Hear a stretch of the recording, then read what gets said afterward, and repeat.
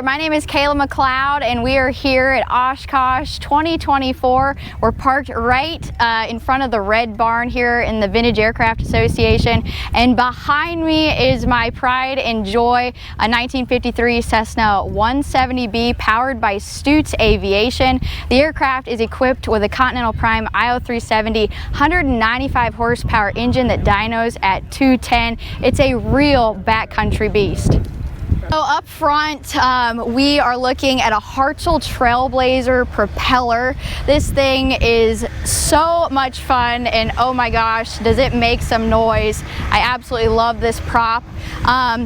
Going back here, we'll open up the cowling for y'all. We can get a look at this 370. This is the Prime engine.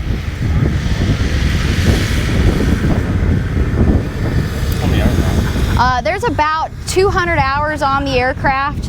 The airplane was the 2023 AOPA sweepstakes aircraft. I was actually the restoration manager of this airplane when I worked for AOPA.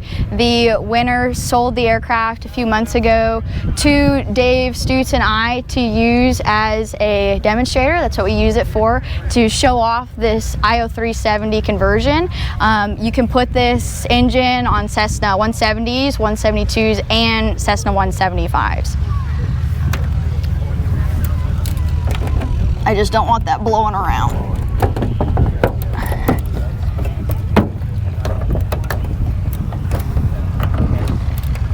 I'll go back and mess with that later, but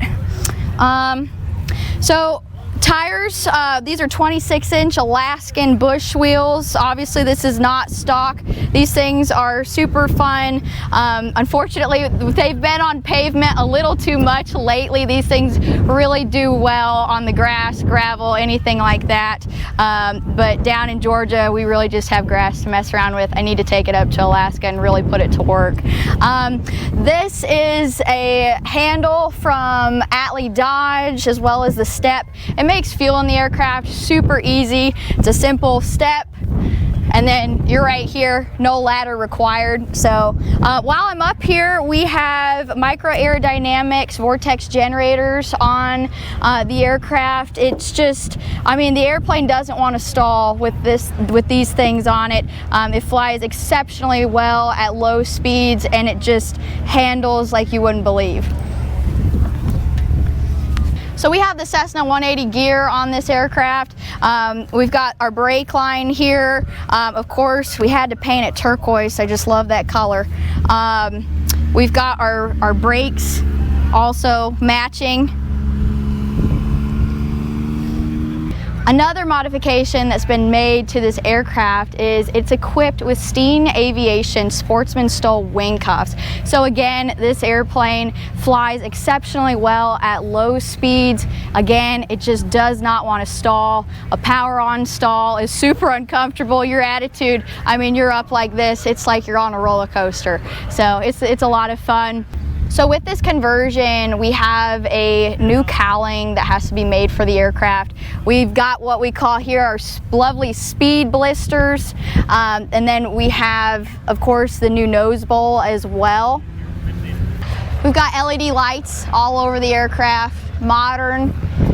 We really wanted to step things up and turn a old 1953 airplane into a modern day backcountry beast.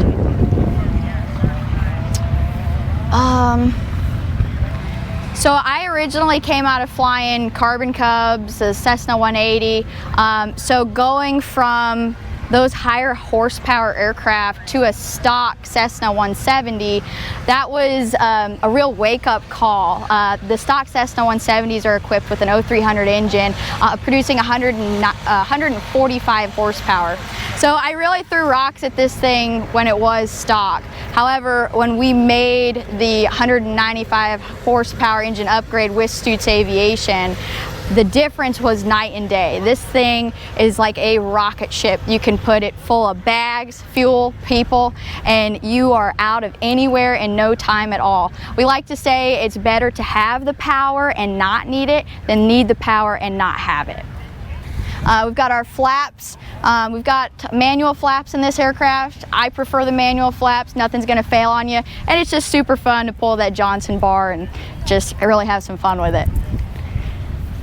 I can talk about the paint job. So this turquoise paint job is the brainchild of Michael Garber of Garber Designs. He's in Alabama, and we commissioned him to design this backcountry inspired paint job. I thought it was really important to feature the classic lines of a Cessna 170, all the while incorporating some backcountry elements. And when you think of the 1950s, I mean, this is a 1953 airplane. What color do you think of? You think of turquoise, and I'm pretty biased with the color too, so in all reality. So here we've got the tail pull handle from BAS, and basically what this does, it pulls out on the other side as well. It makes the airplane so much more easy. It makes it easier to move the aircraft around. That way you're not pushing, you know, on the elevators or anything like that. And then it just tucks right back in. And numbers 3224 Alpha. I believe it's the original and number to the aircraft. It just flows off the tongue super nicely, I think. Didn't want to change it. AirVenture hasn't even started yet, and I've already been getting several people coming up to me asking about this black tape that's right here along the leading edge of the elevator. Basically, this is just tape to protect the paint. If you were to take the airplane to a gravel bar or something like that, it just prevents rocks and chips and that kind of thing from eating at the paint.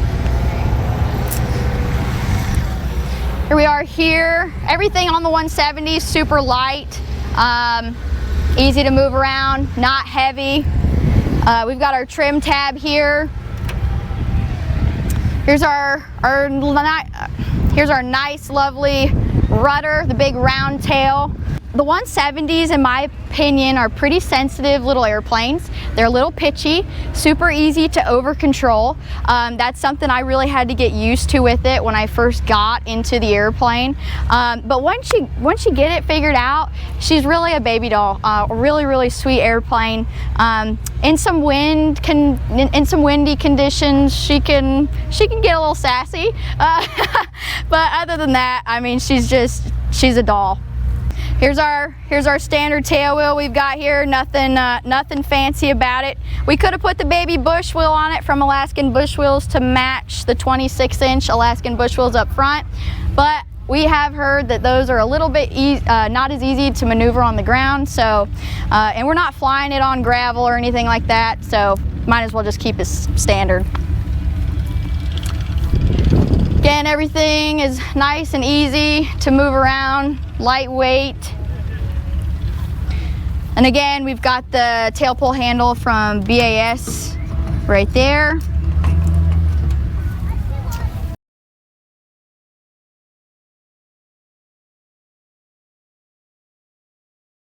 So here we are in the cockpit of the 170, and we have a super modern yet also still slightly vintage looking panel. We'll power it up here and let you guys check it out for yourselves. So I'm flipping the master on now. And then here comes our avionics. This is the 275 that fired up first with the master. But we'll start left to right. So this is an AV30 from Avionics. This is basically a super reliable instrument that we put in here for a backup instrument purposes. You know, if your primary flight display, which is our E5 from Aspen Avionics, if this was to go out for whatever reason, it takes a second to fire it up. Here it comes. The Aspen E5 here is our primary flight display, and if you were flying instrument conditions, because this is a IFR equipped panel, and this instrument was to go out, the Avionics AV30 is a great backup to that, as opposed to a standard turn and bank. You have 3 airspeed indicators in this cockpit, so it's all about redundancy and safety. I'm not an instrument rated pilot, so I would not take this thing through the clouds, obviously, but we have had people that have flown at IMC.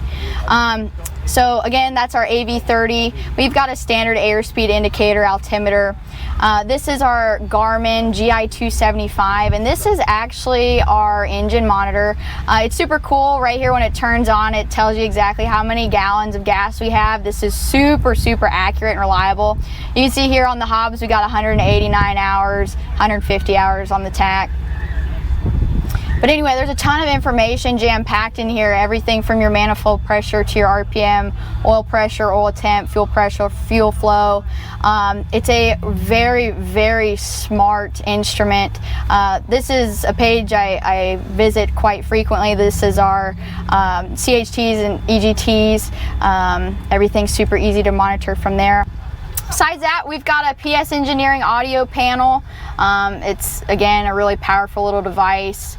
We've got music. I love to Bluetooth my music so that everyone in the airplane can hear Spotify blaring when we're flying. Not blaring, but you know what I mean. Have a little karaoke session. And then we've got, of course, our GNC 355 and 255. And then our transponder. Other than that, I mean, we're looking at here's our throttle. This is our propeller and our mixture. Here's our cabin heat and our cabin air. All of our circuit breakers. Obviously, we check everything there before we take off. And then all of our switches, all of our lights, our mags. Here we've got our lights for night flying. So if you look up here, everything kind of gets lit up.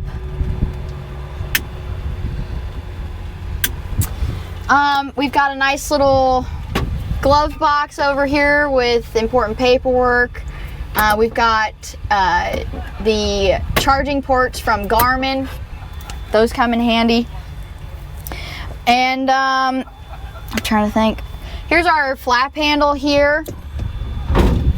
Old school, just the way it should be. About 100 degrees? 40 degrees of flaps. It's our trim wheel. So that's trim down, it's trim up. And the takeoff position, we're looking right about somewhere in there. This is our fuel selector. We have 37 gallons technically. In the 275, I always plug in 36. It's a standard both left, right, off. We've got rosin sun visors in here. This is a V-brace from Atlee Dodge. A lot of people think that we put this in here for a float kit.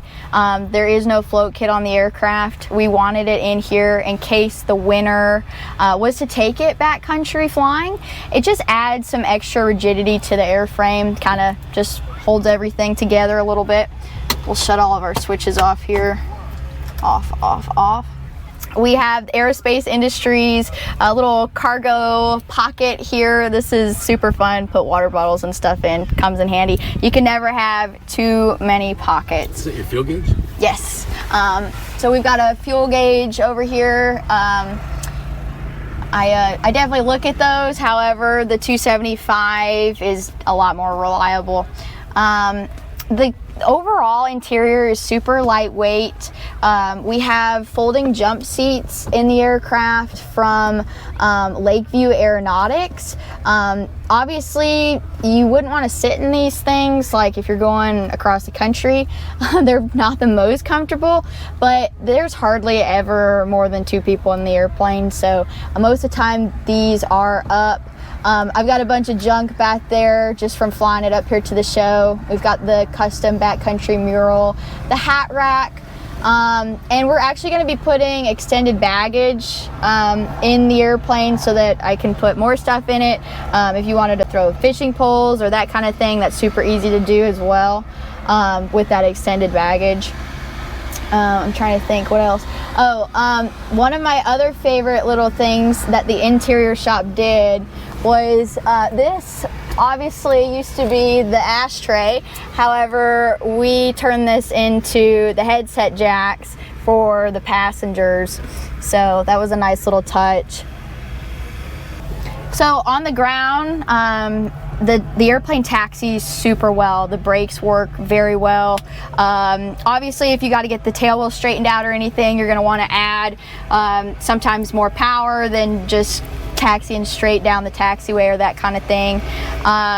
The rudder effectiveness on the ground's fairly good, especially with this higher horsepower engine. It's just, you put a little power in and she's on her way. As far as when we get in the air, or, well, I guess I'll start rolling down the runway. Obviously, it's super light on the controls. I mean, we're just talking finger movements here. We're not, this isn't an airplane like the 180 sometimes where you got to really manhandle it around. Super responsive. And then in the air, I mean, gosh, she flies herself. I mean, she doesn't have an autopilot, but sometimes I wonder if she does. She flies herself, and again, everything's super easy. Nothing aggressive. It's just a real dream to fly. And of course, with this IO370 195 horsepower conversion, we've got a lot of extra horsepower, so we get faster cruising speeds out of it. We're looking around 130 mile an hour in this airplane, and if you didn't have the 26-inch Alaskan bushwheel tires on it, you'd be looking at around 140 mile an hour. So you're getting somewhere in this airplane, and it's comfortable, it's quiet, it's smooth, it's like a sewing machine. It really is. Thank y'all so much for coming and checking out the 170 here at Oshkosh. It's been a blast to show it to y'all. If you're here at Oshkosh this week, come out and come say hello. We don't actually have a parking brake in this airplane. As you can see, that kind of does nothing. I've never pulled that out, if I'm being honest with y'all. We got our. Have a great bloopers reel. It's super embarrassing. When it came out, I tried not to bust out. That was so funny. Well, it's like, I know we don't have a parking brake, so why am I gonna pull it? We have some pretty neat little paracord handles that I got the guys at. Can't remember. I'm out of practice, Eric. It's been a while. Got some nice little lovely turquoise. Oh my gosh, Cayla, wow. One of my favorite things, believe it or not, in this cockpit are these turquoise. I swear you would think this is my first video I've ever filmed. This is super embarrassing. I'm out of practice. One of my favorite things in this cockpit are these custom turquoise paracord, I'm done saying that, paracord handles.